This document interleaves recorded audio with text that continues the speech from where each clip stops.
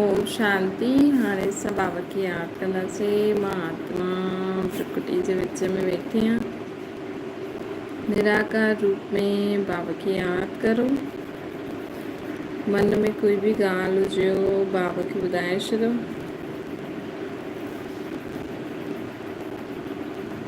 आत्मा पंहिंजे बाबा खे सभु मन जी ॻाल्हियूं ॿुधाए थी।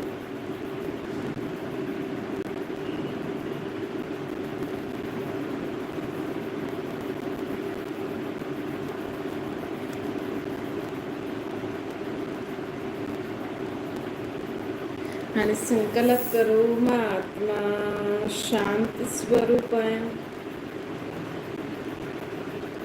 मां आत्मा प्रेम स्वरूप आहियां। मां आत्मा ज्ञान स्वरूप आहियां। मां आत्मा आनंद स्वरूप आहियां। मां आत्मा पवित्र आहियां।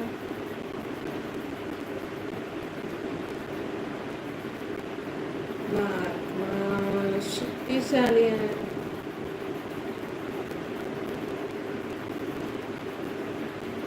ओम शांति। अॼु मिठा मिठा शिव बाबा चवनि था, मीठे मीठे ॿार बाबा चवनि था, जीवन में असांखे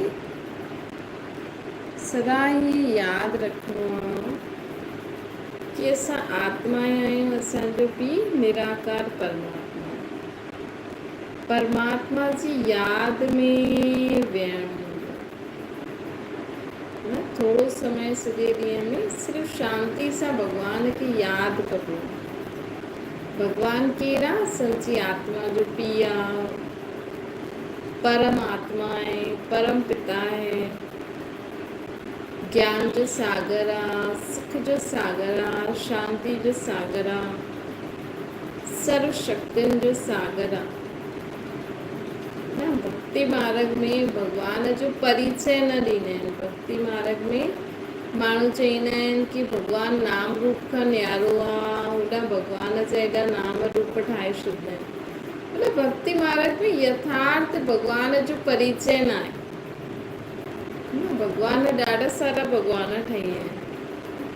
हर माउ पीउ भॻवान, हर पति भॻवान, हर असां सां जो कोई सुठो करे थो त माण्हू हुनखे भॻवान थो सम्झे। कोई भी हलदी फिरदी चीज़ आहे हुनखे माण्हू भॻवान थो सम्झे। त बाबा सॼी माण्हू चवनि था हले फिरे थो मतिलबु भॻवान। त परमात्मा जो यथार्थ परिचय छा आहे कि भॻवान निराकार ज्योतिर्बिंदु परम धाम में रहण वारो। असां सभिनि आत्माउनि जो पीउ आहे। उहो हेठि न रहंदो, सदा ई मथे रहंदो। असां जाते मन सां हुनखे यादि कंदा आहियूं न, उहो हुते अची वेंदो। हाणे बाबा चईंदा आहिनि कि मां हिते अची करे पंहिंजो परिचय ॾींदुमि। चईंदा न, तुंहिंजी गत मत तूं ई ॼाण। भॻवान ई पंहिंजे बारे में ॼाणंदो आहे। उहो ई अची करे असांखे पंहिंजे बारे में ॿुधाईंदो आहे। त बाप चईंदा आहिनि कि ॿार मूंखे यादि करो। मूंखे यादि कंदव त तव्हांखे शक्तियुनि जो वरसो आपे ई मिली वेंदो। गुणनि शक्तियुनि जो वरसो जो भॻवान जी प्रॉपर्टी आहे, उहो भॻवान खे यादि करण सां आपे ई मिली वेंदी। त बाबा चवनि था हिन रीति असांखे भॻवान खे परिचय सां यादि करो, संबंध सां यादि करो त हुनजी शक्ति मिलंदी। बाबा असांखे चवनि था कि सदा जीवन में उठदे वेंदे ये ही पुरुषार्थ करो कि असांखे बाबा यादि रहे। बाप जी यादि रहंदी तॾहिं ई ॿेड़ो पार आहे। बाप जी यादि रहंदी तॾहिं ई सच जी राह ते हली सघंदा आहियूं। जेतिरो बाबा खे यादि कंदासीं ओतिरा विक्रम बि विनाश थींदा आहिनि। जेतिरो जेतिरो असां बाबा खे यादि कंदासीं ओतिरो असांजा पाप कटिजी करे असां में दैवी गुणनि जी धारणा बि थींदी वेंदी। असां में दैवी गुण जी धारणा बि थींदी वेंदी। जेतिरो असां बाप खे यादि कंदासीं ओतिरो असां स्वर्ग जी दुनिया में अची सघंदा आहियूं, है न। भॻवान जी यादि सां असां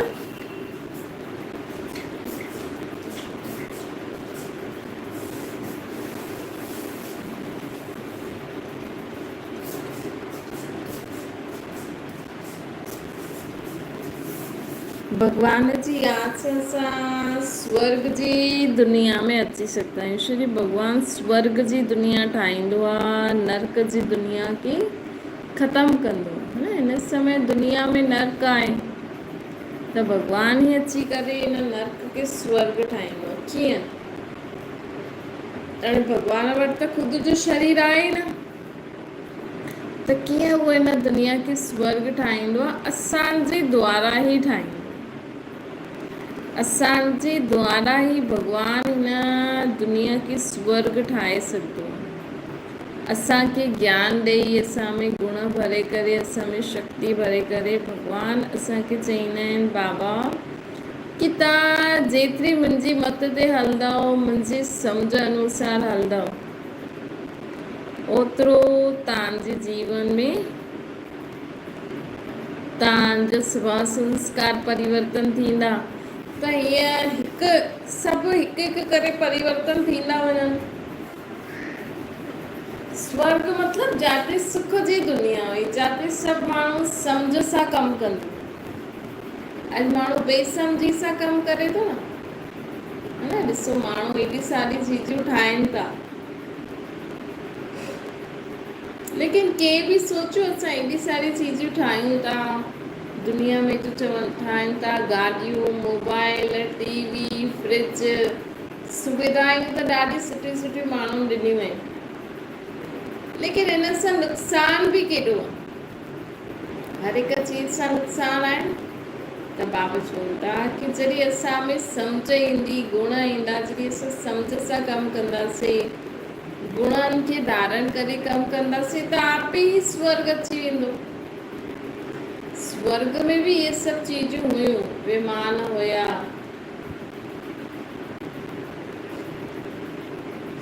साइंस जी ॾाढी सारी चीजें स्वर्ग में भी ईंदियूं, लेकिन उते सुख जे लाइ हूंदियूं आहिनि, हुते दुख जे लाइ आहिनि।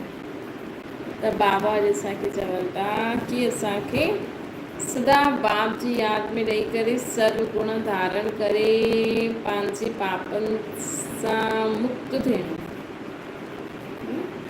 पंहिंजे पापनि, जेका बि पाप कया आहिनि उन्हनि सां मुक्त थियणो आहे। तॾहिं ई असां जीवन में, असांजे जीवन में स्वर्ग अर्थात सुख जी दुनिया अची सघंदी आहे। वे बाबा चवनि था जेतिरो तव्हां यादि कंदव न, ओतिरो तव्हांजा विक्रम विनाश थींदा वेंदा, पाप भस्म थींदा, त असांजी आत्मा शुद्ध थी वेंदी।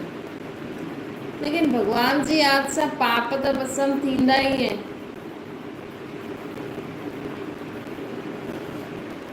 पर हिन जो मतिलबु इहे न कि असां पाप भस्म थियनि था ऐं ॿियो बि पाप कंदा रहूं। पुण्य जो कर्म बि करिणो। पुण्य जा कर्म कीअं थींदा आहिनि? माण्हू सोचंदा आहिनि दान पुण्य करण ई पुण्य जो कर्म आहे, कंहिंखे रोटी खाइणु पुण्य जो कर्म आहे, न। कंहिंजी मदद करणु पुण्य जो कमु आहे। माण्हू त इहे सम्झंदा आहिनि न, अॼु असां दान पुण्य कयो, हुन वञी बीड़ी सिगरेट पीतई त उहो त पाप चढ़ियो न। असां त भगवान अर्थ दान कयो, त पैसो बि सोचे सम्झी करे दान कयो, है न। पैसो बि अहिड़नि खे दान करो जंहिंसां उहा सुठी चीजूं वठी करे खाईंदा। अगरि सम्झो था पैसो दान था करो कि किथे उते माण्हू हुन चीज सां कुझु सुठो टिकाणे मंदर में सुठो लंगर ठाहे करे खाईंदा, सभिनि खे सुख ॾींदा, त इहे बि दुआयूं मिलंदियूं न। या के ग़रीब खे अगरि रोटी ॾियो, पर इहो ई पुण्य जो कर्म न थींदो। माण्हू इहे पुण्य कर्म करे थो, लेकिन सभिनि खां वॾो पाप कर्म करे थो कि ख़ुदि खे ई भॻवान थो चए। अने जेको माण्हू चए थो मुंहिंजे अंदरि भॻवानु आहे, अगरि उहो इंसानु ॿियनि सां ॿियनि जे लाइ बुरो सोचंदो हूंदो, बुरो ॻाल्हाईंदो हूंदो, बुरो कंदो हूंदो, त हिन खां वॾो पाप छा कि असां भॻवान खे ख़ुदि जे अंदरि विहारे करे ऐं असां ॿियनि जी ग्लानी निंदा था करूं। त इहे पाप न पियो। माण्हू त चईंदा न हिन जे अंदरि भॻवानु ई हिन खां कराए थो। अॼु कंहिंजो कुझु बुरो थी थो वञे, कोई कंहिंजो बुरो करे थो त हुन सां बुरो थी थो वञे त माण्हू चवंदा ॾिस हिनखे भॻवानु सजा ॾिनी। पर भॻवान त दुख हरता सुख करता है। भॻवान त कंहिंखे बि सजा न ॾींदो आहे, कंहिंखे बि सजा न ॾींदो आहे। इहे चयो मतिलबु पाप चढ़ियो, इहे चयो मतिलबु पाप चढ़ियो। भॻवान थोरी कंहिंखे सजा ॾिनई, इहे त पंहिंजे कर्मनि अनुसार माण्हू सजा भोगदो आहे न। अॼु माउ पीउ ॿार खे शिक्षा ॾींदो, ॿार वञी करे उल्टो कर्म करे थो, हुन सां माण्हू उल्टो कर्म करे थो, त माउ पीउ थोरी चई कि हिन तोसां कई त तूं बि कर। उहो त हुन ग़लति कर्म कई त हुन बि कई, माउ पीउ चए न चए उहो माण्हू कंदा ई सही, बदिलो वठंदा ई सही। त माउ पीउ जो त मतिलबु ई न आहे, माउ पीउ खे त कुझु पतो ई न आहे कि छा थो करे छा नथो करे, छो जो माउ पीउ खे ॿुधाए ई नथो। ईअं ई असां सॼो ॾींहुं छा था करूं छा नथा करूं इहे असां भॻवान खे ॿुधायूं न था। असां सोचूं था असांजे अंदरि ई भॻवानु आहे, भॻवानु ई असांखां सभु कुझु कराए थो। त हिकु त इहो कूड़, ॿियो ग़लति कमु करूं त सम्झो त इहे ई सही आहे कि भॻवानु मूंखां कराए थो।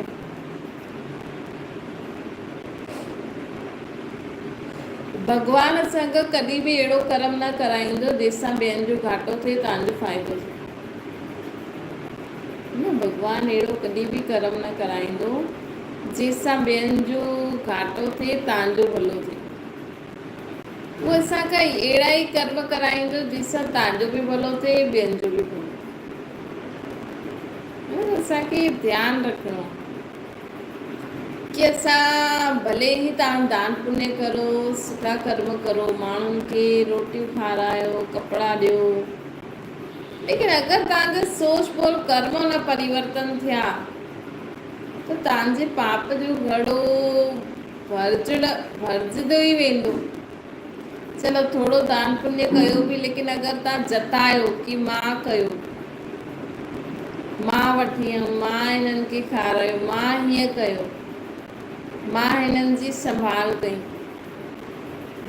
अॼु अगरि कोई कंहिंजे ॿारनि जी संभाल करे त करे उहा बि कंदी, पर कई माण्हू न चईंदा आहिनि मां संभालियो हिननि जे ॿारनि खे, हीअ त हेॾे वई हुई, मां हीअं करां थी, हीअ त कुझु कंदी ई न आहे, सभु वेस्ट वियो, तव्हां कुझु जमा ई न कयो। त असांखे छा करिणो आहे, बाबा चवनि था तव्हांखे करिणो आहे कि सभु कुझु कंदे हुए, हिन सृष्टि ते पाठ वॼाईंदे हुए तव्हांखे सदा ई यादि रखिणो आहे कि करन करावना बाबा मूंखां कराईंदा आहिनि, लेकिन मुंहिंजे अंदरि न वेठा आहिनि। उहे मां जॾहिं हुननि खे यादि करां, हुननि जी श्रेष्ठ मत ते हलां, पंहिंजी मर्ज़ी सां हलण उहो भॻवानु नथो कराए असांखे। त असां पंहिंजी सोच अनुसार कर्म करायूं था। अॼु ॾिसो भॻवान खे पंहिंजो शरीर कोई ॾेई सघंदो आहे, चइण में आहे कि भॻवान जो शरीर, मां भॻवान जी ॿार आहियां आत्मा, लेकिन कोई पंहिंजो शरीर भॻवान खे ॾेई सघंदो आहे। अर्थात भॻवान जे कार्य में मदद करणु, अर्थात भॻवान जीअं सभिनि खे सुख शांति ख़ुशी ॾींदा आहिनि ईअं करे सघंदो आहे। भॻवानु ईअं थोरी चईंदा आहिनि तव्हां अहिड़ा कपिड़ा न पायो, भले पायो, लेकिन डिसेंट सिंपल थी करे मुंहिंजी यादि में रही करे कर्म करो, छो जो तव्हां मूंखे पंहिंजो जीवन ॾिनो त मूंखे यादि त करिणो पवंदो न। त बाबा जी यादि सां पोइ असांजे जीवन में बि ॾाढो सुख शांती अची वेंदी। ॾिसो बाबा असांखे सम्झाईंदा आहिनि कि ॾिसो ॿार दुनिया में चईंदा आहिनि कि ईअं नथो खाए, ईअं नथो खाए, ईअं नथो खाए, अगर असां परमात्मा जी याद में रही करे भी सब कुछ कंदासीं त सभिनि खे चीज़ सुठी लॻंदी। ॿियो बाबा अॼु असांखे चवनि था, ॾिसो वैसे बि अगरि असां परमात्मा जी यथार्थ नाम रूप सां हुनखे यादि कंदासीं त असांजो त भलो थींदो ई सही, ॿियनि जो बि भलो थींदो न, ॿियनि जो बि भलो थी वेंदो। ॿियो बाबा असांखे चवनि था कि ॾिसो दुनिया में माण्हू चवनि था कि जाते ॾिस तू ई तू, न जाते ॾिस तू ई तू। हाणे जाते ॾिस तू ई तू आहे त दुनिया में सुख ई सुख हुजे, त जाते ॾिस तू ई तू न आहे, जाते मन सां यादि कंदा हुते उहो हाज़िर थी वेंदो। ऐं भॻवानु त हाज़िर थी वञे, लेकिन जेसि ताईं तव्हां मुंहिंजे खे तुंहिंजो न कंदव, है न, जेसि ताईं तव्हां मुंहिंजे खे तुंहिंजो न कंदव त भॻवान बि असांजी कीअं मदद करे सघंदा आहिनि। है न, जेको मुंहिंजो मुंहिंजो मुंहिंजो मुंहिंजो कंदा आहिनि न, उहो असांखे तुंहिंजो करिणो आहे, कि मुंहिंजो न आहे, सभु तुंहिंजो आहे। त तुंहिंजो तुंहिंजो चई करे हलंदासीं न, तॾहिं ई भॻवानु असांजी मदद करे सघंदो आहे। न त मुंहिंजो सम्झी करे असांखे लॻंदो आहे मूंखे ई करिणो, मां ई करे सघंदी आहियां। अगरि तुंहिंजो चईंदासीं त हल्का थी वेंदासीं, पोइ भॻवान जी मदद बि कैच करे सघंदासीं।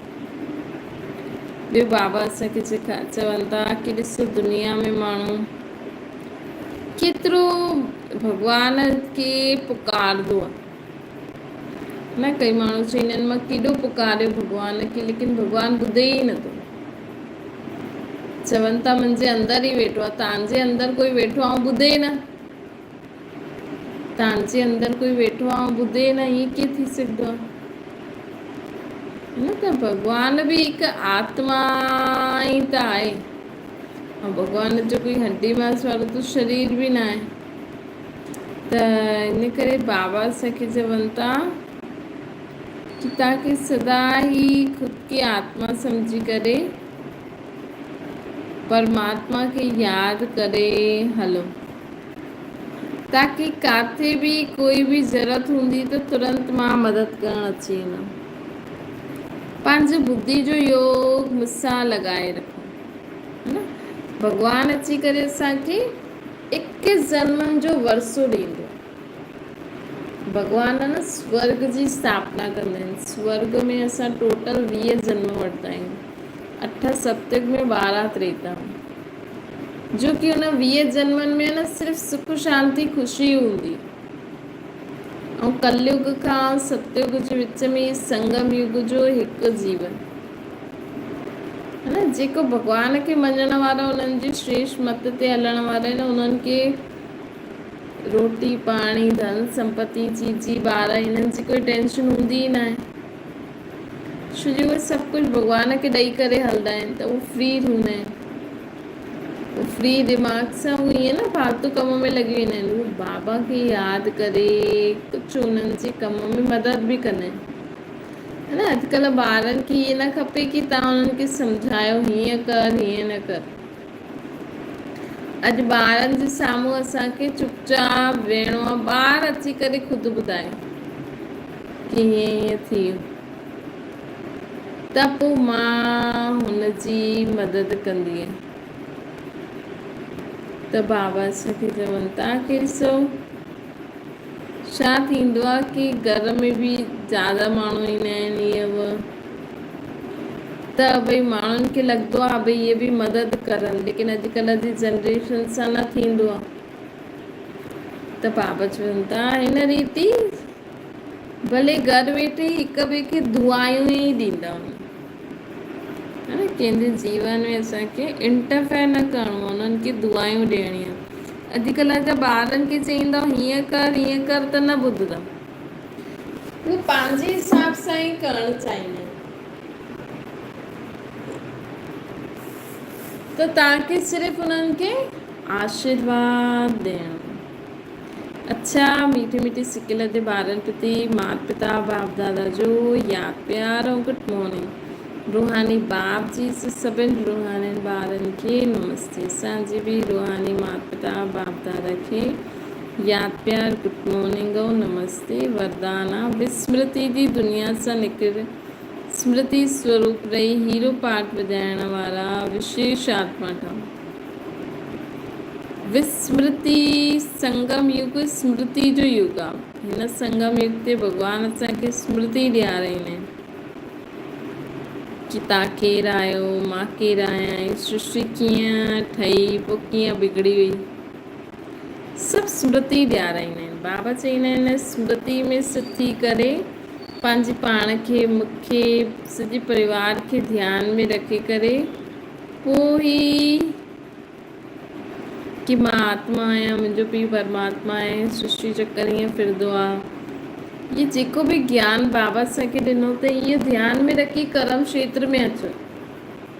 हीअ बि आत्मा, मां बि आत्मा, मां असां सभु परमात्मा जी संतान आहियूं। हिन सृष्टि ते इहे 5 युग ईअं फिरंदा रहंदा आहिनि। जॾहिं असांखे स्मृति हूंदी तॾहिं असां विशेष आत्मा कहलाईंदासीं, विजयी आत्मा कहलाईंदासीं। स्लोगन आहे हिम्मत जो पहिरियों कदम अॻियां वधायो त बाप जी संपूर्ण मदद मिलंदी। जीवन में कुझु बि कार्य करणो आहे त पहिरियों बाप जी श्रीमत प्रमाण तव्हां वञो था, बाबा चवनि था तव्हां ईअं उन अभ्यास कजो कि असां बाबा जी श्रीमत अनुसार हिकु क़दम उन्हनि जे चए ते कोई बि दृढ़ संकल्प करो, अॼु खां मां हीअं न कंदमि, अॼु खां मां हीअं कंदमि, त इहे हिम्मत जो पहिरियों क़दम, तॾहिं बाबा बि असांखे पूरी मदद करे सघंदा। असां सोचंदासीं ई न कि मूंखे इहो करिणो आहे त बाबा बि छो मदद कंदा। त बाबा जी मदद कीअं वठी सघंदा आहियूं, जॾहिं असां हिम्मत सां अॻियां हलंदासीं। पंहिंजी हिम्मत ॾेखारियो त भॻवानु मदद कंदो। असां हिम्मत न ॾेखारींदासीं त भॻवानु कीअं मदद करे सघंदो। अच्छा, ओम शांति। बाबा खे यादि करो।